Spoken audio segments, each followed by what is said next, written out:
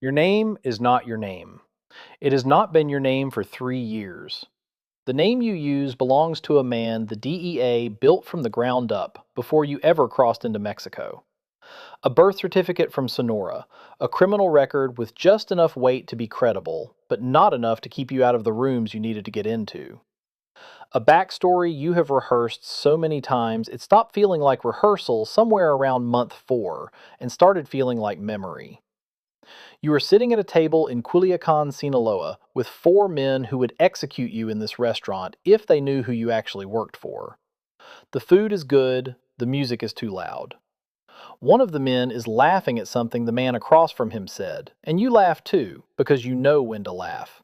You have learned every social cue in this world the way you learn the language, by total immersion, by survival, by the specific understanding that getting any of it wrong has consequences that do not include a second chance.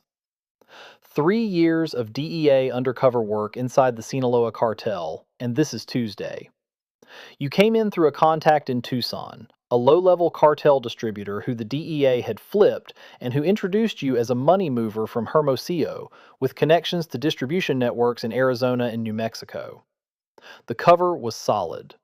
Your handler and the team spent 8 months building it before you ever used it.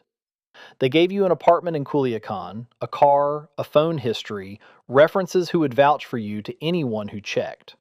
The cartel checked. They always check. The first 3 months of a DEA undercover operation inside a drug trafficking organization is the most dangerous period, because the organization is doing exactly what you are doing, running verification, looking for inconsistencies, testing the story at its edges. A man named Fierro was assigned to watch you, and you knew it, and you went about your life as if you did not know it.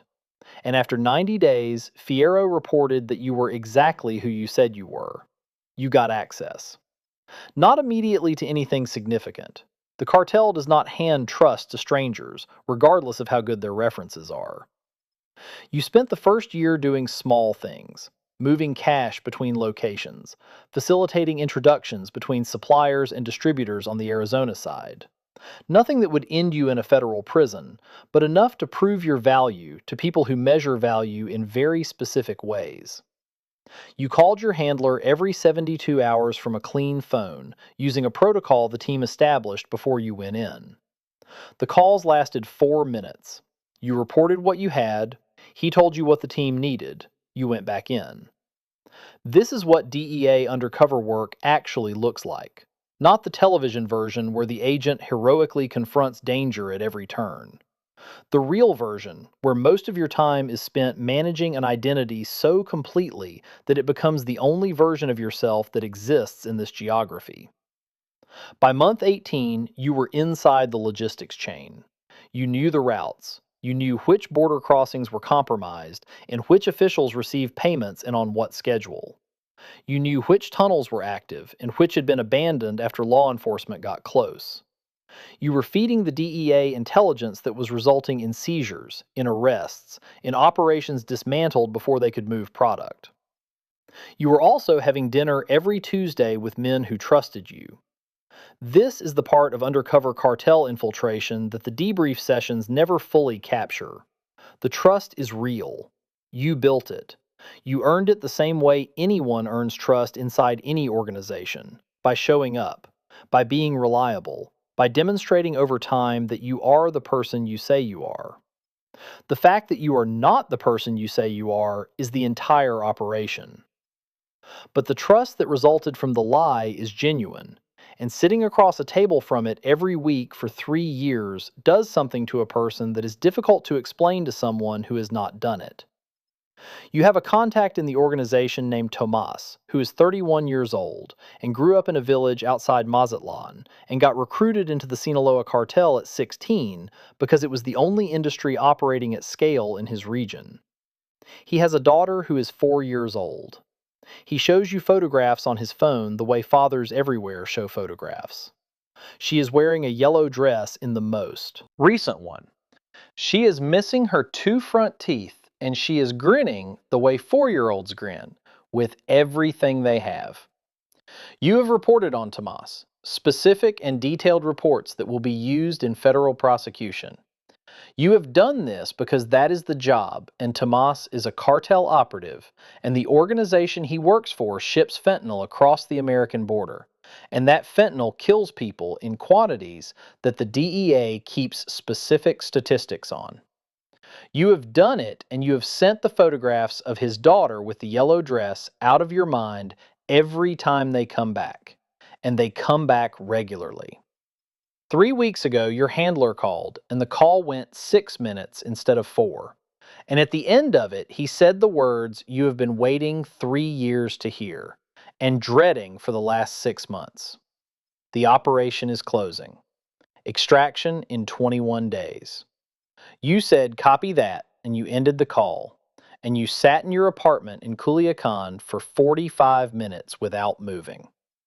21 days inside, after 3 years, means 21 days of knowing the end is coming while continuing to behave as if nothing has changed.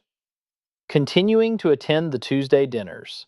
Continuing to file the reports. Continuing to be a person who does not exist while the people around you act on the assumption that you do. You have been running the exit checklist in your head every night. The last information transfers, the documentation the federal prosecutors will need, the specific sequence of your extraction that the DEA team has planned in coordination with Mexican federal authorities, which is a coordination that requires a level of trust in institutions that have historically been penetrable, and you are aware of this, and you manage the awareness the same way you have managed everything for 3 years, carefully, without showing it in your face. Last Tuesday's dinner is the last one you will attend. You did not know that when you sat down.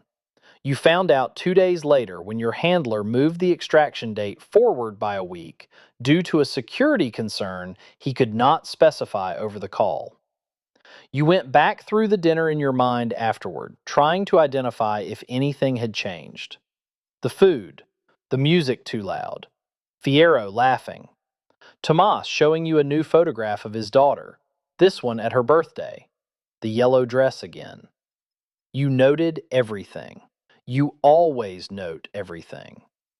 3 years of DEA undercover cartel infiltration trains the part of your brain responsible for observation until it runs continuously and automatically the way breathing runs, below the level of conscious decision. Tomorrow morning at 6 a.m., a vehicle will stop outside your apartment building, and you will get in it, and you will be driven to a location where the DEA extraction team is waiting. And you will hand over the final documentation, and you will be removed from Mexico, and the undercover operation will close, and the person you have been for 3 years will cease to exist in any operational sense. What you cannot tell your handler, what does not fit into a 4-minute call, or even a 6-minute one, is that you are not entirely sure who is left after that person is removed. 3 years is a long time to be someone else. The apartment you are going back to in the United States is an address you know, but a space that belongs to a version of you that predates everything that has happened in this city. Your family will be there. People who know your actual name will use it, and you will answer to it. You are sitting in your apartment in Culiacan tonight, and outside the window, the city is doing what the city does. Moving. Continuing. The Sinaloa cartel's infrastructure is running through it the way blood runs through a body, invisible and essential and everywhere. You have spent 3 years mapping it for people who are going to use that map to take it apart. You pick up the clean phone. You run through the extraction protocol one more time. Everything is confirmed. Everything is ready. You put the phone down. You look at the wall. Tomorrow at 6 a.m.